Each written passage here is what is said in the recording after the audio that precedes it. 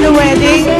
Alright, welcome back to Unang Hirit. Alam niyo po, sabi niya, di ba, mothers know best. Kaya naman pati sa kusina, talagang si Mami sinusundan natin. Kaya usually, yung mga anak, may paboritong luto ni Mami. True ka dyan. At syempre, isa dyan sa mga paborito ni Love, na luto ng kanya nanay, Lydia, ay walang iba kundi ang adobong pusit. Love, bakit favorite mo ang adobong pusit? Ewan ko kasi di ba parang may sweetness, may sour, may alat.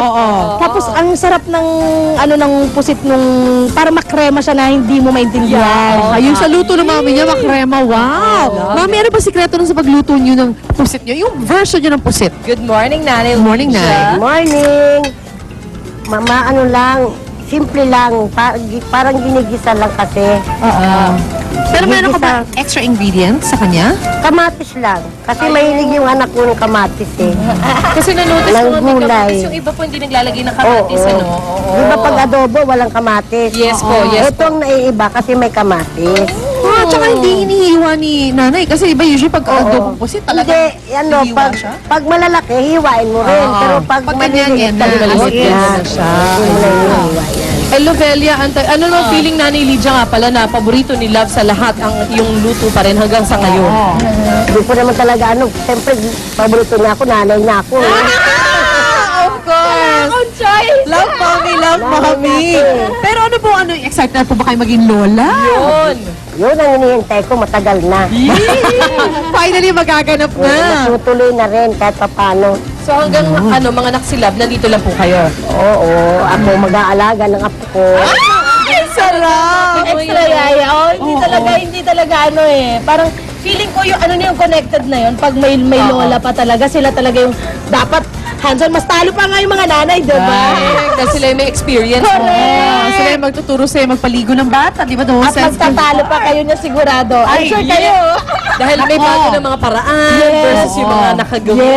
Di ba? Anong feeling, Love, na nandito si nanay para supportahan ka, syempre, at malapit ka ng mga anak? I think kasi alam ko na eksperyensyado na siya, no? Naka-apat na bata siya, 4 na kids, no? So parang ako, malaking tulong yun sa akin para hindi ako kabahan, matakot.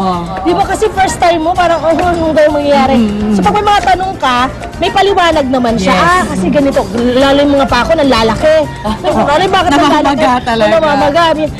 Kasi hindi ka naglalakad or because kumakain ka ng maalat. So alam mo yung parang nagkakaroon kayo ng idea kung ano yung mga dapat mong iwasan. Alam mo yung gano'n yung instant na meron kang tanungan.